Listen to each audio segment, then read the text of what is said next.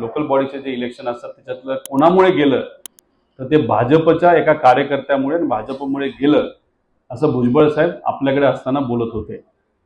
नंतर पार्टी फुटली, भुजबळ साहेब हे सत्तेत गेले, त्यानंतर त्या बाबतीत ते कुठेही काही स्टेटमेंट दिलं नाही। पण नंतरच्या काळामध्ये आपण जर बघितलं तर दुर्दैव असं या महाराष्ट्रामध्ये भाजपने मोठ्या प्रमाणात धार्मिक वाद आणि जातीय वाद हा वाढवलेला आपण सर्वांनी बघितला। आणि याच्यामध्ये तुम्ही जर बघितलं तर काही नेत्यांना पुढं केलं, पुढाकार घ्यायला लावला आणि त्याच्यामध्ये कुठेतरी वाद हा वाढतच गेला। आणि मग वाद वाढत गेल्यानंतर इलेक्शन झालं, इलेक्शनमध्ये काय झालं हे आपल्या सर्वांना माहिती आहे। त्यामुळे कुठेतरी काही नेत्यांचा वापर हा भाजपकडनं हा कुठेतरी द्वेष निर्माण करण्यासाठी केला गेला।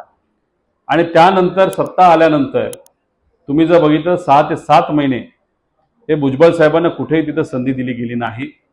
आता संधी दिली गेली आहे, कदाचित तुम्ही म्हणता तसं शिंदेचा जो पक्ष आहे त्या पक्षामध्ये थोडंसं कुठेतरी चलबिचल व्हावं यासाठी असू शकतं, नाहीतर आता येणाऱ्या महानगरपालिका आणि जिल्हा परिषद याच्यामध्ये कुठेतरी यश हे महायुतीला मिळावं यासाठी कदाचित हा प्रामाणिकपणे प्रयत्न तिथे केला असावा।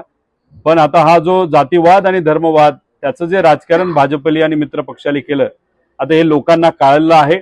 लोकांना 100% माहिती आहे की आरक्षण हा विषय फक्त इलेक्शनच्या तोंडावर येतो आणि इलेक्शन संपलं की सगळेच ते विषय विसरून जातात।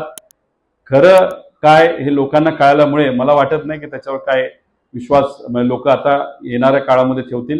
लेटेस्ट अपडेट सुपरफास्ट बातम्यांसाठी सबस्क्राइब करा, फॉलो करा MS13 न्यूज, सोलापूरकरांच्या हक्काचं।